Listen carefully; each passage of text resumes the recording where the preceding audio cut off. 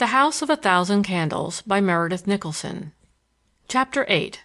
A String of Gold Beads. A moment later Bates entered with a fresh supply of wood. I watched him narrowly for some sign of perturbation, but he was not to be caught off guard. Possibly he had not heard the shots in the wood. At any rate, he tended the fire with his usual gravity, and after brushing the hearth, paused respectfully. "Is there anything further, sir?" "I believe not, Bates." "Oh, here's a hammer I picked up out in the grounds a bit ago. I wish you'd see if it belongs to the house." He examined the implement with care and shook his head. "It doesn't belong here, I think, sir. But we sometimes find tools left by the carpenters that worked on the house. Shall I put this in the tool chest, sir?" "Never mind. I need such a thing now and then, and I'll keep it handy." "Very good, Mr. Glenarm. It's a bit sharper tonight, but we're likely to have sudden changes at this season." "I dare say." We were not getting anywhere. The fellow was certainly an incomparable actor. "You must find it pretty lonely here, Bates. Don't hesitate to go to the village when you like." "I thank you, Mr. Glenarm, but I'm not much for idling. I keep a few books by me for the evenings. Annandale is not what you would exactly call a diverting village." "I fancy not. But the caretaker over at the summer resort has an even lonelier time, I suppose. That's what I'd call a pretty cheerless job, watching summer cottages in the winter." "That's Morgan, sir. I meet him occasionally when I go to the village. A very worthy person, I should call him, on slight acquaintance." "No doubt of it, Bates. Any time through the winter you want to have him in for a social glass, it's all right with me." He met my gaze without flinching, and lighted me to the stair with our established ceremony. I voted him an interesting knave, and really admired the cool way in which he carried off difficult situations. I had no intention of being killed, and now that I had due warning of danger, I resolved to protect myself from foes without and within. Both Bates and Morgan the caretaker were liars of high attainment. Morgan was, moreover, a cheerful scoundrel, and experience taught me long ago that a knave with humor is doubly dangerous. Before going to bed I wrote a long letter to Larry Donovan, giving him a full account of my arrival at Glenarm House. The thought of Larry always cheered me, and as the pages slipped from my pen I could feel his sympathy and hear him chuckling over the lively beginning of my year at Glenarm.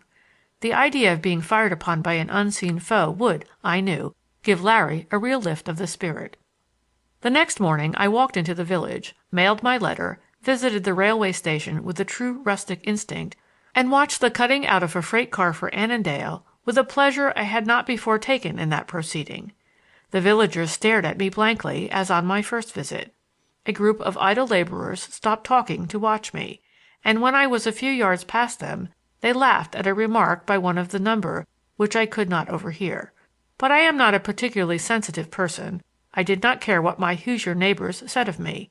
All I asked was that they should refrain from shooting at the back of my head through the windows of my own house. On this day I really began to work. I mapped out a course of reading, set up a draftsman's table I found put away in the closet, and convinced myself that I was beginning a year of devotion to architecture. Such was, I felt, the only honest course.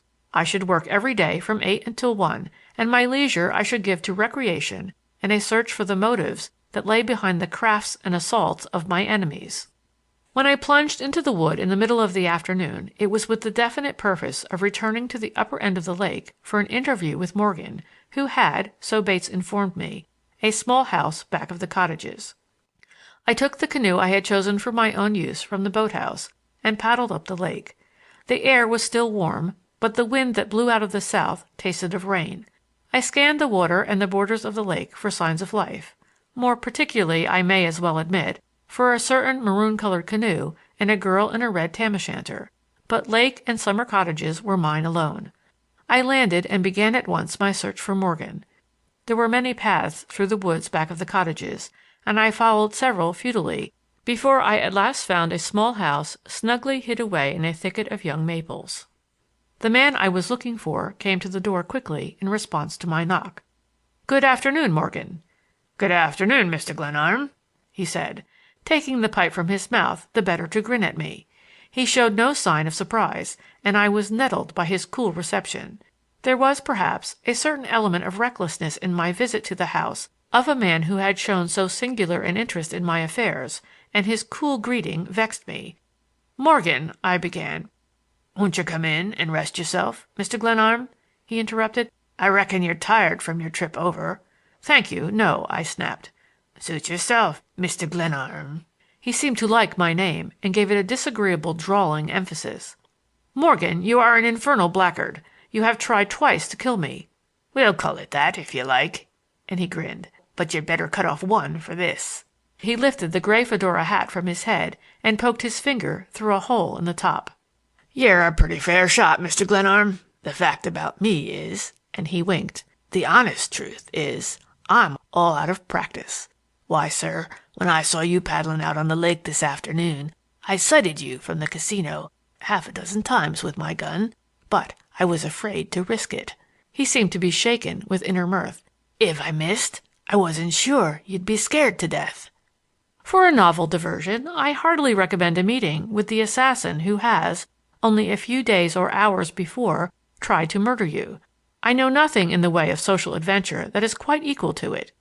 Morgan was a fellow of intelligence, and, whatever lay back of his designs against me, he was clearly a foe to reckon with.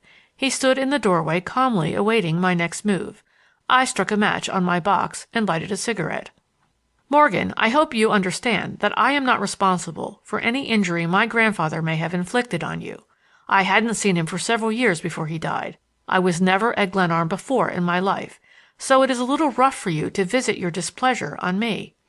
He smiled tolerantly as I spoke.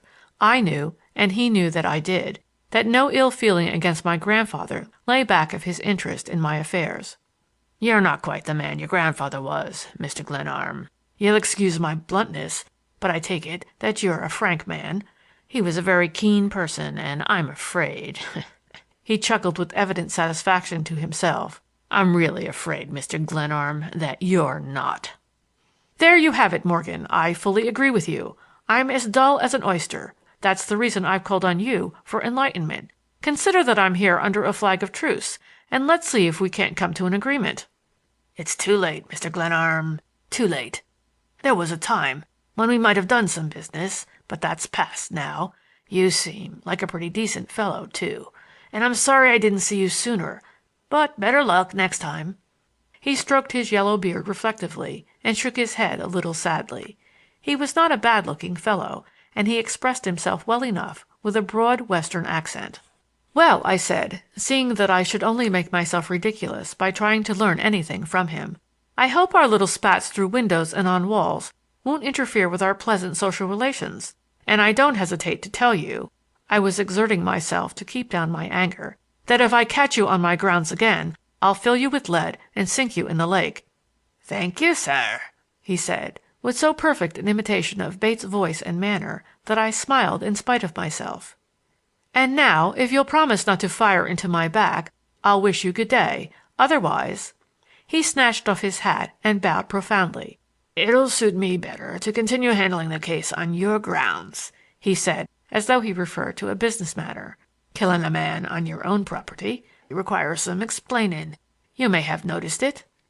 "Yes, I commit most of my murders away from home," I said. "I formed the habit early in life. Good day, Morgan." As I turned away, he closed his door with a slam, a delicate way of assuring me that he was acting in good faith and not preparing to puncture my back with a rifle ball. I regained the lake shore, feeling no great discouragement over the lean results of my interview, but rather a fresh zest for the game, whatever the game might be. Morgan was not an enemy to trifle with. He was, on the other hand, a clever and daring foe, and the promptness with which he began war on me the night of my arrival at Glenarm House indicated that there was method in his hostility. The sun was going his ruddy way beyond St. Agatha's as I drove my canoe into a little cove near which the girl in the tam o' shanter had disappeared the day before. The shore was high here, and at the crest was a long curved bench of stone reached by half a dozen steps, from which one might enjoy a wide view of the country, both across the lake and directly inland. The bench was a pretty bit of work, boldly reminiscential of Alma Tadema, and as clearly the creation of John Marshall Glenarm as though his name had been carved upon it. It was assuredly a spot for a pipe and a mood, and as the shadows crept through the wood before me and the water, stirred by the rising wind, began to beat below, I invoked the one and yielded to the other. Something in the withered grass at my feet caught my eye. I bent and picked up a string of gold beads, dropped there, no doubt, by some girl from the school or a careless member of the summer colony. I counted the separate beads. They were round, and there were 50 of them. The proper length for one turn about a girl's throat, perhaps, not more than that. I lifted my eyes and looked off toward St. Agatha's.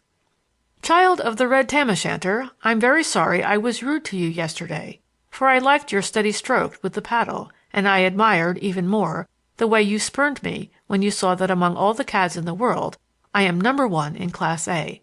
And these golden bubbles, O girl of the red tam-o'-shanter, if they are not yours, you shall help me find the owner, for we are neighbors, you and I, and there must be peace between our houses."